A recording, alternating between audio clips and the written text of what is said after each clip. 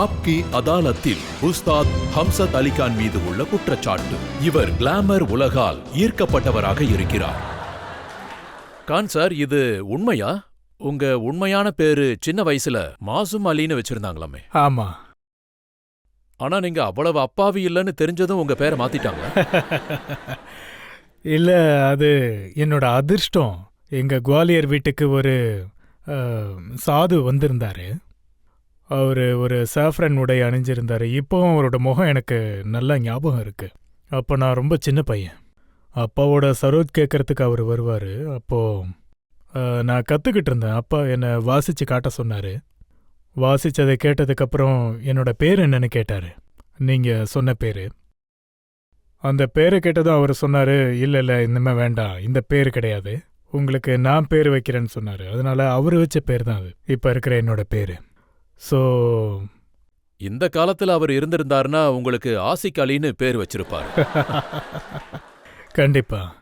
என்ன, நாங்கள் இசையின் மூலமாக ஒரு அழகை தேடுறோம். நீங்கள் சொன்னது சரிதான். ஒரு நல்ல நறுமணத்தை தேடுறோம். ஒரு அழகான முகத்தை பார்க்கும்போது அல்லாவுக்கு ரொம்ப நன்றி சொல்லுவோம். எவ்வளோ அழகான மனிதர்களை உருவாக்கியிருக்கு. அதாவது கிரிட்டிக்ஸில் சொல்றாங்க, உங்க கான்செர்ட்ல நிறைய பெண்கள் உங்க கான்செர்ட்டை கேட்கறத விட உங்களை பார்க்க தான் வராங்களா? இல்லை, அப்படிலாம் இல்லை. இது மக்களுடைய அன்பு. என்ன காரணத்துக்காக வராங்க, யார் எதுக்காக வராங்கன்னு அந்த கடவுளுக்கு தான் தெரியும். கடவுள் தயவால் நான் வாசிக்கும்போது நிறைய பேர் வருவாங்க. எனக்கு என்ன தோணுதுன்னா, இந்த எல்லா உறவும் இசையால் தான் உருவாகுது. ஒருவேளை நம்ம சுரோஸ்வரத்தில் வாசிச்சா எவ்வளவு கெட்டவனாக இருந்தாலும் அவனுக்கு ஒரு நல்ல மனசு தெரியும். உங்களோட 8 வருஷ காதல் அதுவும் இசையால தான் வந்ததா? எல்லாமே இசையால தான். இது உண்மையா சார்? நீங்க மனசொடைஞ்சு போயிருந்தப்போ தேவதாஸ் மாதிரி நீங்களும் குடிக்க ஆரம்பிச்சிட்டீங்களா?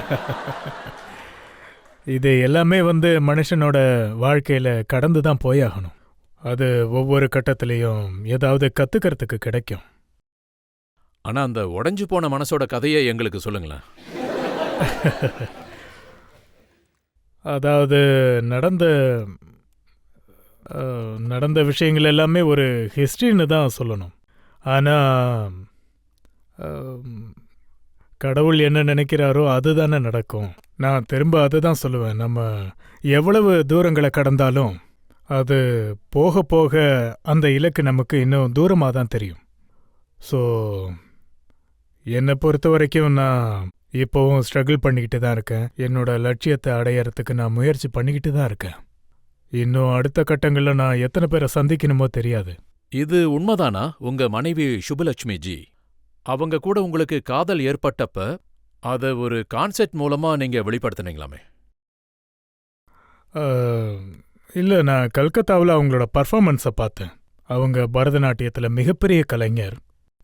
எனக்கு அந்த டான்ஸ் பார்த்ததில் என்ன தோணுச்சுன்னா, கடவுள் அவங்கள எனக்காக தான் இந்த உலகத்துக்கு அனுப்பியிருக்காருன்னு. முதல் முறை தோணுச்சா இல்லை பல முறை ஒவ்வொருத்தரை பற்றியும்?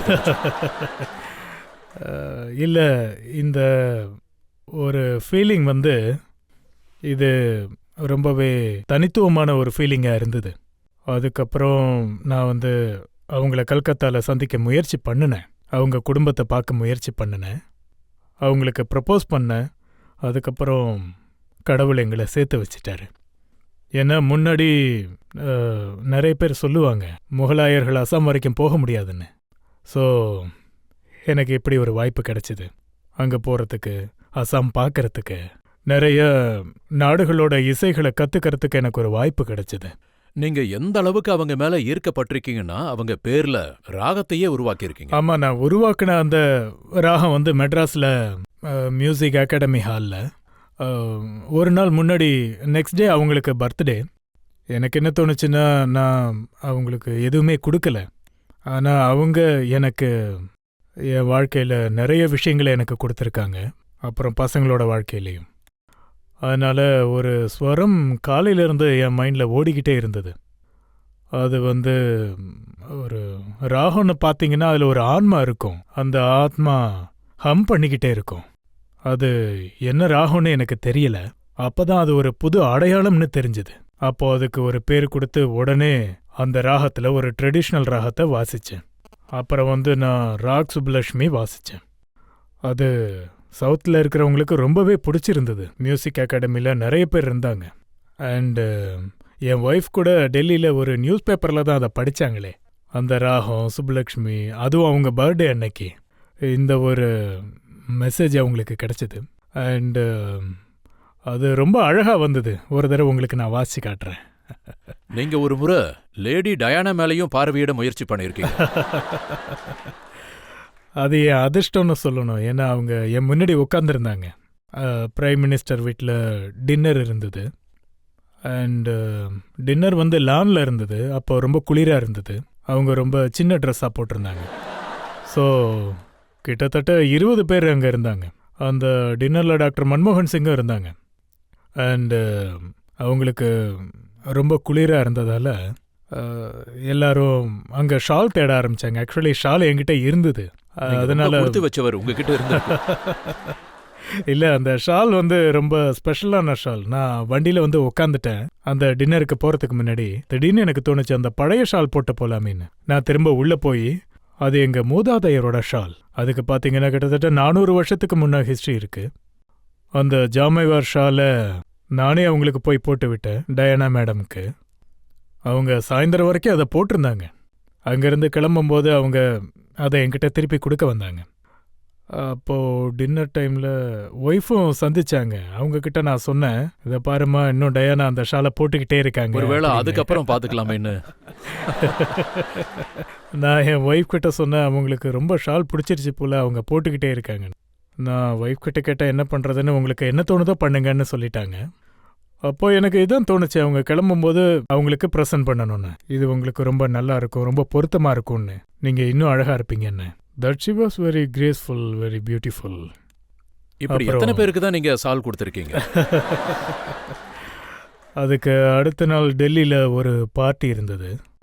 அங்கே நிறைய பேர் என்கிட்ட வந்து எனக்கு ரொம்ப குளிருதுன்னு சொன்னாங்க.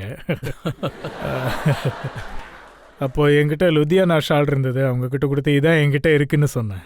உங்களுக்கு பிடிச்சிருந்தா இதை எடுத்துக்கோங்கன்னு சொன்னேன். ஸோ ஷால் கதை இப்படி தான் நடந்தது. அப்போ இந்நேரம் உங்ககிட்ட இருக்கிற எல்லா சாலும் காலியாயிருக்கும். இல்லை, இது கடவுளுடைய ஆசீர்வாதம். நம்ம மூதாதையார் கொடுத்த ஒரு ஒரு ஒரு ஆசீர்வாதம்னு தான் சொல்லுவேன். நல்ல ஷால் எப்பவும் ஒரு கலைஞர்களுக்கு கிடைக்கும்.